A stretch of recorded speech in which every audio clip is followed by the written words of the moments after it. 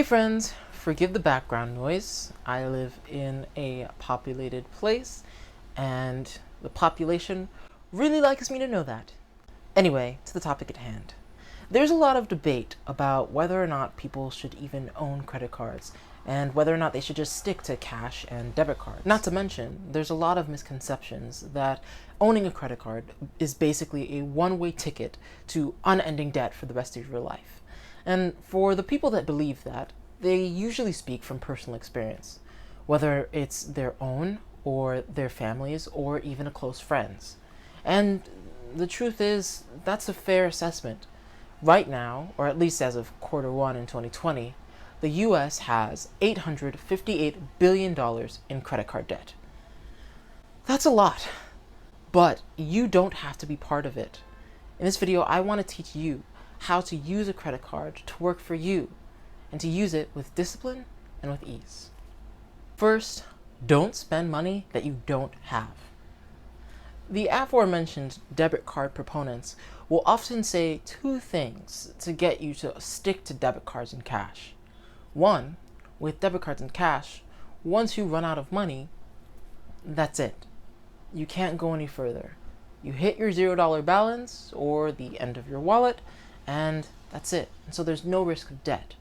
And another thing that they often mention is that there's an increased risk of spending more with a credit card.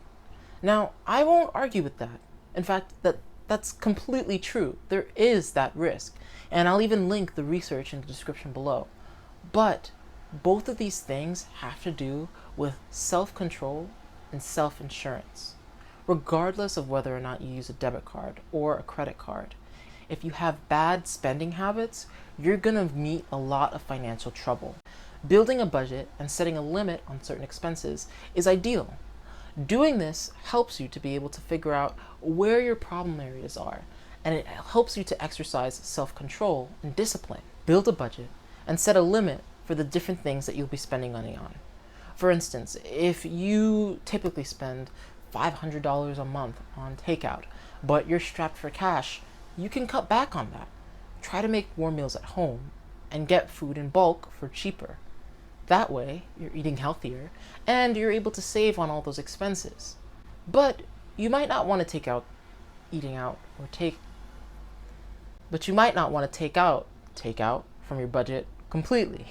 And if that's the case, you might cut it back to $250 a month or $200 a month, whatever's comfortable and reasonable for you. But making sure that you have that limit and that you stick to it is an important habit to have so you can have the best of both worlds. Getting your spending habits in order means prioritizing your needs over your wants first. Be forgiving with yourself, but also be consistent. This also includes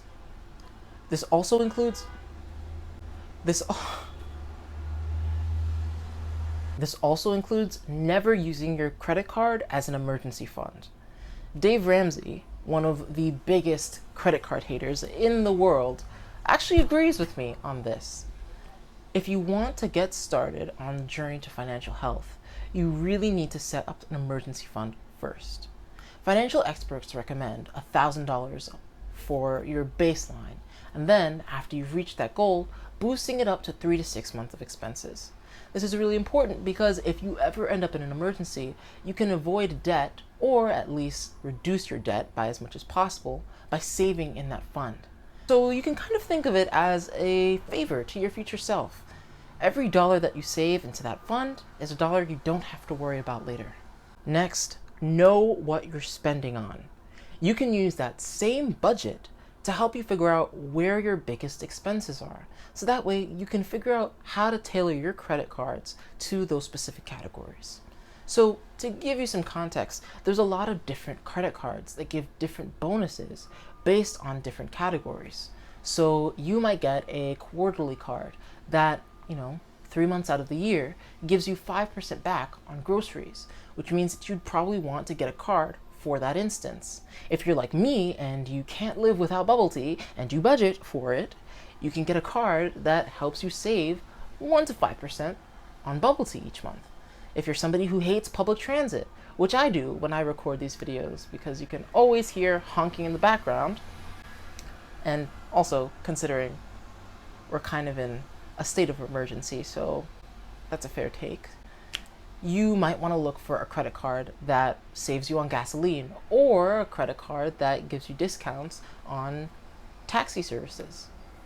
Finding ways to tailor your credit card use to your spending is really good, because not only does it circumvent that issue of spending too much, but it also helps you to save on the areas that you're focusing on the most. You might want to look for a credit card that saves you on gasoline, or a credit card that gives you discounts on taxi services.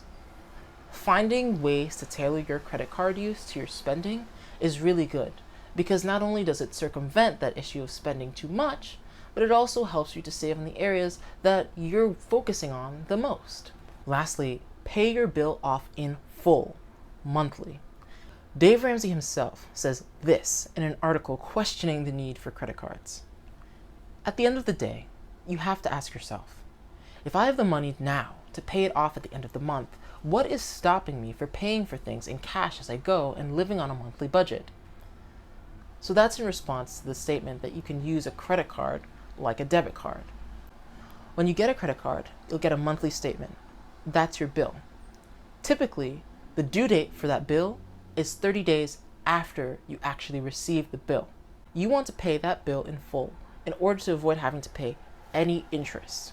However, you don't have to wait until the end of the month to do so. You can even pay your bill before you actually get the bill, because every time you use your card, you'll be able to check and see the balance, i.e. the amount that you owe on the card every single day, or as often as your credit card company updates. And if you want, you can pay it off at the end of the week or even daily. That makes it more like a debit card, and it helps you to be able to keep the purchases recorded in your checking account, if that's something that helps you. As long as you keep a small balance, like $1, $10, on your card to report on the bill, so that way credit card companies can actually see that you're using it, then that will help your credit score go up as well. And so that whole mechanic is a topic for another day. But essentially, you can use your credit card like a debit card as long as you set the parameters for when you pay it off. You always want to pay off in full by the due date, but you can pay it off as you go. But the main point is to pay it off in full. Any amount that you don't pay off, including if you just make the minimum payment, will accrue interest. And that interest is typically so high that it wipes out any benefits that you're getting from using the credit card in the first place. And so that's the kind of risk that people who prefer debit cards tend to talk about the most. But as long as you focus on paying off your bill in full every single month, unlike 45% of Americans, you'll be able to get full benefits of using a credit card. One last bonus section. For those who don't want to make the leap just yet, which is fair, it's fine. I spent this video trying to convince you, but I understand that it can be really hard to leap into something that you're not comfortable with yet. There's also a sort of midpoint option. The Discover Cashback debit card gives you 1% cash back on all of your purchases across the board. This is a really good starting point because it gives you a little bit of that cash back, which helps you optimize your spending, but it's also a debit card. So if you really don't trust yourself with a credit card just yet, or if you've got a lot of debt that you're dealing with right now, this is a good option that's objectively better than just paying in cash because it saves you at least a little bit of money along the way. By the way, even though this video is not sponsored by Discover, we're not that big of a channel yet, but I think that this is a really good first step if you don't want to make the commitment of getting a credit card. So if you're thinking about getting a credit card, be confident. The fact that you're even watching this video is such a great thing because it means that you're thinking about the right choices to make for you financially. And finance is important, but it also goes back to making the right choices for you. And so watching this video and reading articles and doing so much more to educate yourself is such a great thing. And I hope that this video at least made the decision a little bit easier so that you can continue making the life that you want to be a part of. So, thanks for watching. I'll see you next time.